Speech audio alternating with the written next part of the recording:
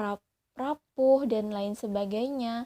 Nah, jadi pada intinya dapat kita simpulkan, secara tidak sadar kita merasa kehilangan karena kita merasa memiliki. Hal yang pertama ada waktu.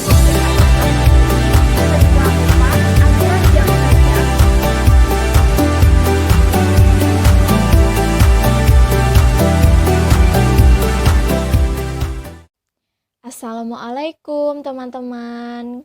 Selamat berjumpa kembali di sini bersama MBWI Channel. Apa kabarnya nih? Semoga sehat-sehat selalu ya, dan semoga pandemi ini cepat berlalu. Seperti yang kita ketahui, pandemi ini telah memakan banyak korban jiwa di seluruh dunia. Artinya, berapa orang, berapa keluarga, dan berapa kesedihan yang telah dialami oleh orang-orang tersebut. Dan apakah kesedihan-kesedihan itu mampu mengembalikan orang yang kita sayangi, dan apakah mampu menyembuhkan kita dari rasa kehilangan? Rasa kehilangan adalah perasaan di mana seseorang tidak merasa menjadi manusia yang seutuhnya. Nah, di sini beberapa orang merasa kurang karena ketidakhadiran sosok yang biasanya kita menjalin komunikasi, kemudian biasa kita lihat dalam keseharian kita, dan respon beberapa orang ini berbeda mengenai rasa kehilangan. Ada yang mengalami penolakan di mana dia tidak terima atas apa yang terjadi pada dirinya, kemudian memunculkan rasa marah, kemudian merasa menyesal, rasanya ingin mengembalikan seseorang yang telah hilang tersebut. Nah, sebelum kita berbicara mengenai rasa mengikhlaskan, aku ingin mengajak teman-teman untuk berpikir ke belakang. Setelah kita merasa kehilangan, pernah nggak sih kalian bertanya-tanya pada diri kalian sendiri, atau mungkin kalian berbicara pada diri kalian sendiri, mengapa aku merasa kehilangan? Ya, jadi kita merasa kehilangan karena kita merasa memiliki. Padahal semuanya yang ada di dunia ini adalah titipan atau amanah yang diberikan Tuhan kepada kita untuk menjalani kehidupan.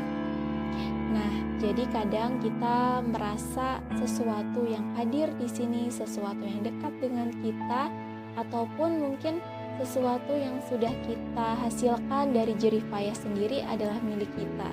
Padahal semuanya itu adalah berupa titipan dari Tuhan kepada kita, teman-teman.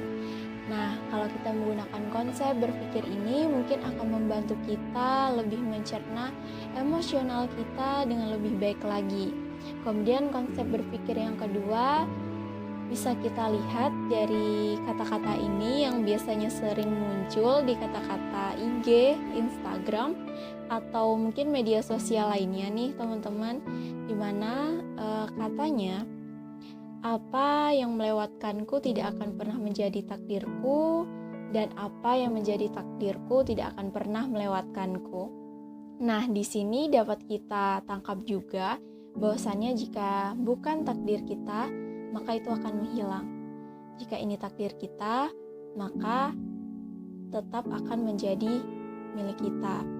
Nah, sama seperti halnya mungkin kita menginginkan sesuatu, entah itu sesuatu yang kita inginkan berupa kesempatan, atau mungkin benda, atau mungkin seseorang yang kita inginkan. Nah, kembali lagi ke konsep berpikir yang kedua tadi, agar kita tidak merasa kehilangan, tidak merasa kecewa yang berlarut-larut. Nah, jadi dari kedua konsep berpikir itu membantu kita lebih mengendalikan emosional kita dan tidak terjebak dalam jurang kesedihan yang berlarut-larut. Nah, jika kita sudah menggunakan konsep berpikir tadi, kemudian kita pilih ikhlas sebagai jawaban dari pertanyaan-pertanyaan kita tadi, teman-teman.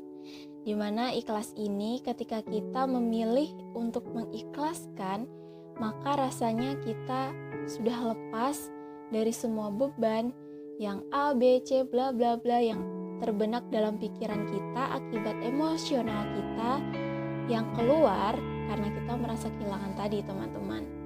Kemudian ikhlas ini lebih baik juga agar kita tidak terjebak dalam penyakit yang kita timbulkan oleh diri kita sendiri, merasa kehilangan, kemudian mungkin depresi atau mengalami kehilangan arah, kemudian kesedihan berlarut-larut, kemudian kerap rapuh dan lain sebagainya. Nah, jadi pada intinya dapat kita simpulkan, secara tidak sadar kita merasa kehilangan karena kita merasa memiliki. Dan pilihan yang terbaik untuk menerimanya adalah mengikhlaskan.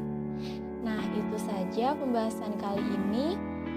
Semoga bermanfaat dan sampai jumpa.